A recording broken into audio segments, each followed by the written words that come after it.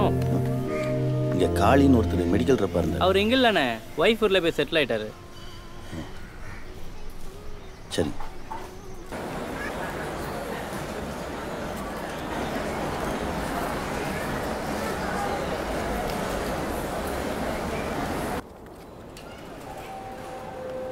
இவ்வளோ பெரிய ஊருக்குள்ள நமக்குன்னு யாருமே இல்லையாப்பா?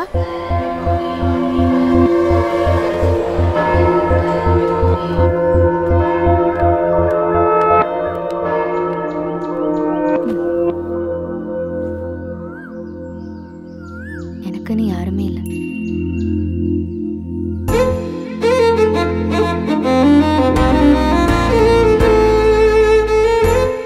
சைன் பண்ணு. இனிமே உனக்கு எல்லாமே நான் தான்.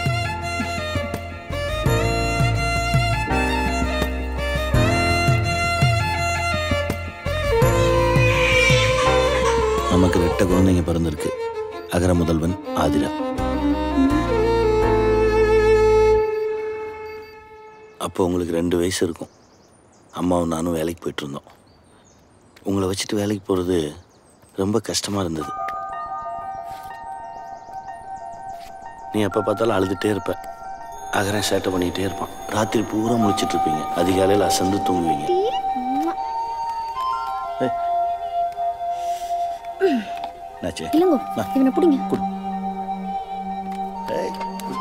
பாப்பாக்கு ரொம்ப பசிக்குதா? அம்மாவுக்கு 7 மணிக்கு ஆஃபீஸ், எனக்கு 8 மணிக்கு. தூங்கிட்டு இருக்கிறவங்களை எழுப்பி குளிக்க வச்சு ட்ரெஸ் பண்ணி ரெடி பண்ணுறதுக்குள்ள வீடே போர்க்களமாக இருக்கும். ஒரு ரூபாய். ஆதிரா, ஆதிரா குட்டி ட்ரெஸ் போட்டுக்கலாமா? ஜெசி, அந்த டிபன் பாக்ஸ் கழுவிட்டியா? ஸ்லாப்ல இருக்கு.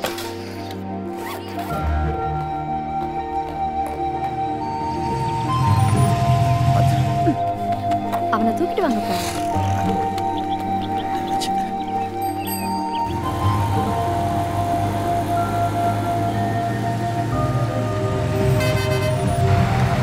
பாய்.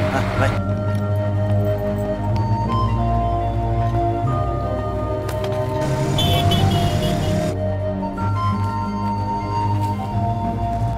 தினம் ப்ளே ஸ்கூல்லேருந்து உங்களை யார் கூட்டிகிட்டு வர்றது அப்படின்ற பிரச்சனை எங்களுக்குள்ளே வந்துகிட்டே இருக்கும். டார்கெட் இன்னும் முடியல. டாக்டருக்காக வெயிட் பண்ணிகிட்ருக்கேன். இன்னைக்கு குழந்தைங்களை நீ கூட்டிகிட்டு வந்துடுறியா? Understand these 3 major points, and the third one is called as construction, and the fourth one is testing, and the fifth one is called as important classல இருக்கேன். தயவு செய்து நீயே குழந்தைகளை கூட்டிட்டு போய்டு ப்ளீஸ்.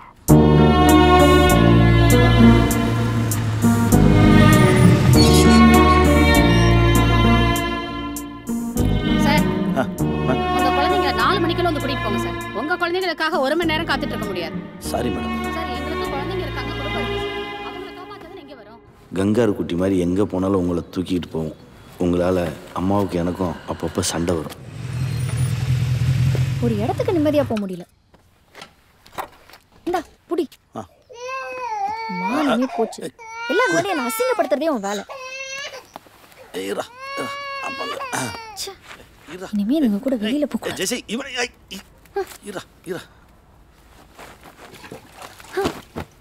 ஒரு டயப்பர் வாங்க முடியலையான்னு கேக்குறாங்க. எவ்வளவு சம்பாதிக்கிறோம்? வாங்கிருக்கலாம்ல. புது புடவை நாரி போச்சு. சின்ன குழந்தைங்கன்னா பேலும் மோளும்.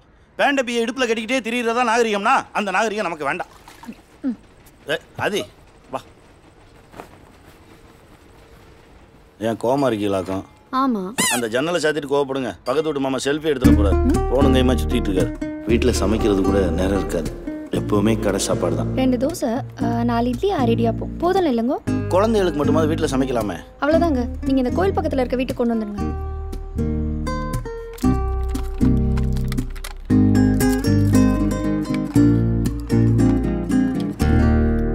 ஏன்டா டல்லா இருக்க? 3 மாசமா இன்சென்டிவ் வரல. இந்த மாசமும் டார்கெட் அச்சீவ் பண்ண முடியல.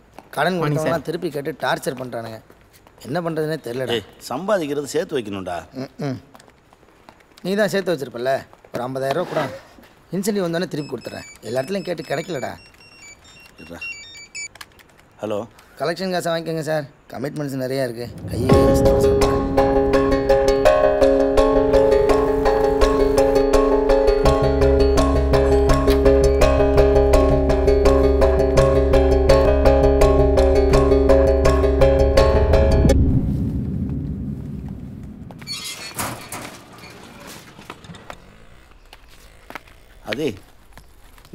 அப்பா பாரு அது. ஆதிரா, உங்களை கவனிக்காமல் நாங்கள் ஓடிட்டே இருந்தோம். அது எனக்கு பிடிக்கவே இல்லை. நானும் அம்மாவும் பேசி ஒரு முடிவுக்கு வந்தோம். ஜெசி, நம்ம வாழ்கிறதுக்காக வேலை பார்க்குறோமா இல்லை வேலை பார்க்குறதுக்காக வாழ்கிறோமா? இது என்ன கேள்வி? வாழ்கிறதுக்காக தான் வேலை பார்க்குறோம். பிள்ளைங்களுக்கு நல்ல படிப்பு, நல்ல சாப்பாடு, வசதியான வாழ்க்கை, இதெல்லாம் கொடுக்கணுன்னா கொஞ்சம் கஷ்டப்பட்டு தானே ஆகணும். இல்லை ஜெசி, எனக்கு மந்த்லி டார்கெட்டு, உனக்கு ஜாப் செக்யூரிட்டி, ப்ரொமோஷன், இன்க்ரிமெண்ட்டு. வேலை நம்மளை துரத்திக்கிட்டே இருக்கு ஜெசி. நம்மளும் ஓடிக்கிட்டே இருக்கோம். நமக்காக நம்ம குழந்தைங்களையும் ஓட வைக்கிறோம். கொஞ்சம் யோசிச்சு பார்த்தா நம்ம வாழவே இல்லை. வேலை பார்க்குறோம், வீடுங்கிறது நமக்கு ரெஸ்ட் ரூம் மாதிரி தான் இருக்குது.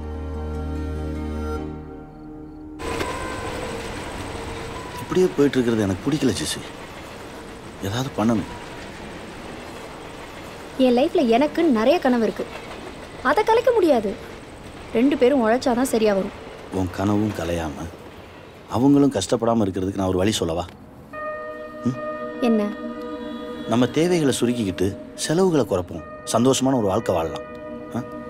2 பேரில் யாராவது ஒருத்தர் வேலையை விட்டுட்டு அவங்களோட இருப்போம். வேலையை விடுறதா? ஏற்கனவே இங்கே நிறைய சிக்கலில் தான் போயிட்டுருக்கு. இருக்கிற வீடு பத்தலை, இதை விட ஒரு பெட்டர் என்வாயன்மெண்ட்டில் போகணுன்னு ஆசையாக இருக்குது. நிறைய கமிட்மெண்ட்ஸ் இருக்கு இல்லைங்கோ. எனக்குன்னு ஒரு 2 வீலர் இருக்கணும், அப்புறம் பெரிய வீடு, காரு, நிறைய பணம், இப்படி பெருசாக ஆசை இருக்குது. பெரிய கார் வரும், பெரிய வீடு வரும், நிறைய பணம் வரும் ஜெசி. ஆனால் குழந்தைங்களோட சிரிப்பு போயிடும், சந்தோஷம் போயிடும். நீ சொன்னாலும் சொல்லாட்டி குழந்தைங்க வளரதான் போகிறாங்க. அவங்க வளர வளர அவங்க தேவைகள் வளரும். நீ இன்னைக்கு பற்றி யோசிக்கிற, நான் நாளைக்காக யோசிக்கிறேன். நாளைக்குன்றது எப்பவுமே நாளைக்காக தான் இருக்கும், இன்னைக்குன்றதா நிஜம். அதை சந்தோஷமா வாழ்வோமேன்றேன். ஃபுட் பாய்சன் ஆயிடுச்சுன்னு ஆட்டோ பிடிச்சி ஓடி வந்த பாரு, பதறி அடிச்சுட்டு. அதுதான் உண்மையான அன்பு. அந்த அன்பை தினம் குழந்தைகளுக்கு காட்டுவோமே. அன்பை மட்டுமே காட்டிட்டு இருந்தா இப்போ நல்லா தான் இருக்கும். நாளைக்கு அவங்க வளர்ந்து மற்ற பேரண்ட்ஸோட நம்மளை கம்பேர் பண்ணுவாங்க. ஏன் அவங்கள மாதிரி எங்களை வளர்க்கலன்னு. அப்ப என்ன பண்ணுவேன்? நல்லா வளர்க்கலனா எந்த பிள்ளையும் ஏன் பெத்தன்னு கேட்கும். வளர்க்கறதுன்னா என்ன? நல்லா வளர்க்கறதுன்றது என்ன?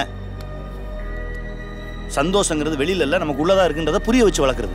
கண்மூடித்தனமா அப்படியே. என்னால வேலையை விட முடியாது இளங்கோ.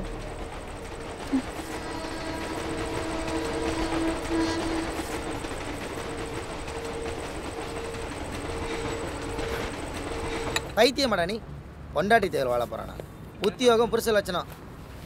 பொண்டாட்டின்றவன் நம்ம சுற்றுற கயிறு காடுற பம்பர மாதிரி இருக்கணும். நாளைக்கு எல்லாத்துக்கும் அவகிட்ட கை கட்டி நிற்கிற நிலமை வந்தால் என்ன பண்ணுவேன்? அவ்வளோதான், முடிஞ்சிருச்சு. ஜெசி வேறடா.